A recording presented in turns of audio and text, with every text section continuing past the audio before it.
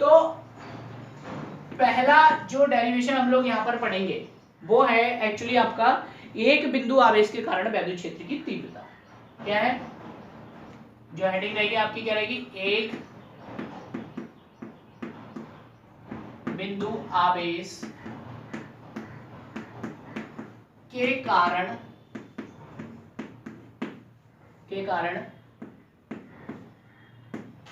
वैद्युत क्षेत्र की तीव्रता। ये चीज हम लोग यहाँ पर पढ़ेंगे, पहला टॉपिक, ठीक है। ये आपका पहला डेरिवेशन है, इसका हम क्या करेंगे, यहाँ पर सॉल्यूशन निकालेंगे, ठीक है। यहाँ पर कैलकुलेट करेंगे कि वैद्युत क्षेत्र की तीव्रता कितनी आ रही है। अब देखो बच्चों, इसमें क्या पढ़ना है, ठीक है। मान लो आपके पास एक प्लस क्यू चार्ज यहाँ पर रखा है, ये बिंदु क्या है, ओ बिंदु है। इससे आर दूरी पर एक चार्ज क्यू नॉट रखा है। क्यू नॉट के बारे में मैंने अभी थोड़ी देर पहले आपको बताया था ना, किसमें, वैद्युत क्षेत्र की तीव्रता में आपको बताया था, जहां पर मैंने क्या बताया था आपको, E बराबर एफ अपॉन क्यू नॉट, ये बताया था ना। तो क्यू नॉट क्या है, एक टेस्टिंग चार्ज है, यानी एक परीक्षण आवेश है। इसको मैंने यहाँ पर रख दिया, ठीक है। एक यहाँ पर रखा हुआ है, इसको मैं मान लेता हूं ए पॉइंट, ठीक है। तो आर दूरी पर जब Q को और Q प्लस को एक साथ रखा गया, तो अब अच्छा एक चीज और मैं बता दूं आपको, जो Q नॉट होता है वो धनावेश होता है हमेशा, ठीक है, ऋणावेश नहीं होता है। कौन सा होता है, परीक्षण टेस्टिंग जो आवेश होता है वो हमेशा परीक्षण आवेश क्या होता है, धनावेश होता है। तो ये भी धनावेश, ये भी धनावेश, ठीक है। तो यहाँ पर कुछ ना कुछ इलेक्ट्रिक फोर्स लग रहा होगा, इलेक्ट्रिक फील्ड जनरेट हो रहा होगा ना। तो मान लीजिए यहाँ पर जो इसकी तीव्रता है, तीव्रता किसकी तीव्रता, वैद्युत क्षेत्र की तीव्रता, ये है E, कितनी है, E, ठीक है। यहां पर जो वैद्युत क्षेत्र की तीव्रता है कितनी है, E है। और ये जो पॉइंट है आपका मान लो C है, कितना है, C है, ठीक है। और इन दोनों के बीच की दूरी कितनी है, R है। तब फिर यहां पर आगे करेंगे हम लोग, तब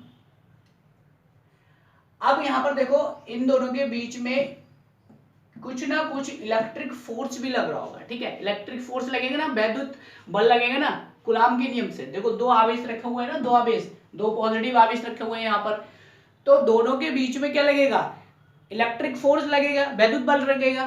कितना, F बराबर 1/4πε0 Q1 Q2 upon R square, ये वाला फोर्स लगेगा ना यहाँ पर। तो हम क्या लिखेंगे, तब क्या लिखेंगे, प्लस Q बा Q नॉट के बीच लगने वाला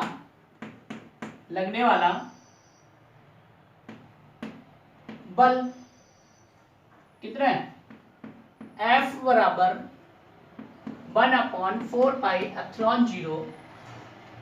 देखो Q1 की जगह पे कौन सा आवेश है, Q, और Q2 की जगह पे कौन सा आवेश है, Q0, ठीक है। तो हम क्या लिखेंगे, Q0 अपॉन R स्क्वायर। अच्छा डायरेक्शन क्या है यहाँ पर, देखो सदिश फॉर्म में लिखा हुआ है ना, तो डायरेक्शन क्या है यहाँ पर अगर डायरेक्शन देखोगे तो AC की ओर है ना डायरेक्शन। अगर बात करें हम फोर्स की, तो जो फोर्स लगेगा वो इस तरीके से लगेगा ना, उस साइड में, ठीक है।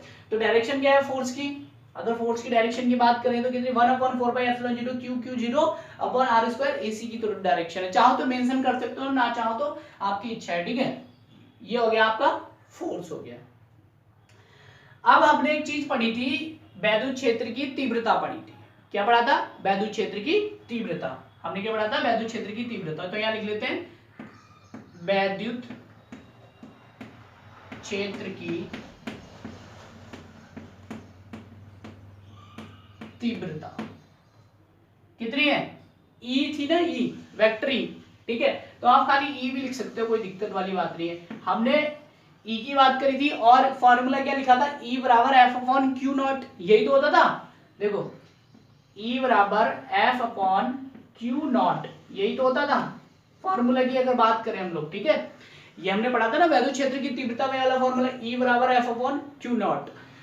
तो वैद्युत क्षेत्र की तीव्रता कितनी, E बराबर F अपॉन Q नॉट। अगर F की वैल्यू, ये वाली जो वैल्यू है, मैं उठा के इस फॉर्मूले में रख दूं, मान लो इसको मैं कह देता हूं समीकरण 1, ठीक है। तो मैं यहाँ लिख रहा हूं कि वेक्टर एफ का मान समीकरण 1 में रखने पर, अब देखो तो क्या मिलेगा हमें, E बराबर एफ की जगह पे कितना 1/4πε0 1/4πε0 q naught upon r square upon कितना क्यू नॉट, यही तो हुआ। ठीक है, अब कुछ बच्चे जो होंगे बायोलॉजी के होंगे इसमें, ठीक है, तो मैं इनको बता दूं इस तरह के जो डेरिवेशन होते हैं उनको सॉल्व कैसे करते हैं। ठीक है, हालांकि जो मैथमेटिक्स वाला होगा वो 1 सेकंड में कर देगा।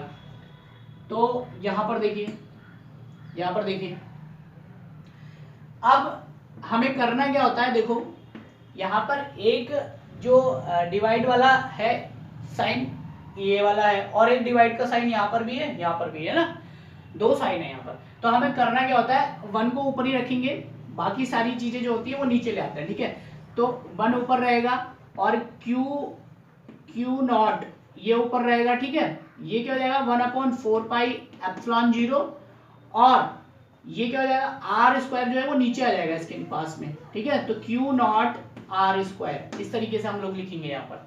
बात समझ आ गई? अब गौर से देखो क्यू नॉट यहाँ पर भी है, क्यू नॉट यहाँ पर भी है, तो क्यू नॉट से क्यू नॉट कैंसिल हो गया।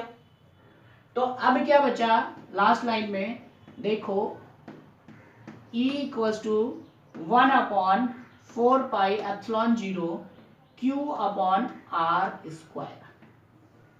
तो ये हो गया आपका पॉइंट चार्ज के कारण वैद्युत क्षेत्र की तीव्रता।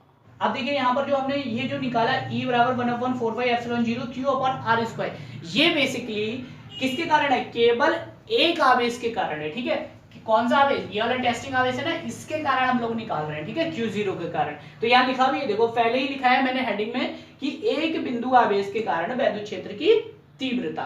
ठीक है, तो अब जो निकालेंगे अब वो मल्टीपल चार्जेस के कारण निकालेंगे, मतलब दो होंगे आवेश, उनके कारण वैद्युत क्षेत्र की तीव्रता निकालेंगे। तो इस तरीके से ठीक है निकालेंगे यहाँ पर। अभी तो फिलहाल हम किस पे बात कर रहे थे, केवल एक आवेश के कारण, एक बिंदु आवेश के कारण। तो एक बिंदु आवेश के कारण वैद्युत क्षेत्र की जो तीव्रता थी वो कितनी आई, E बराबर 1/4πε0 Q/r।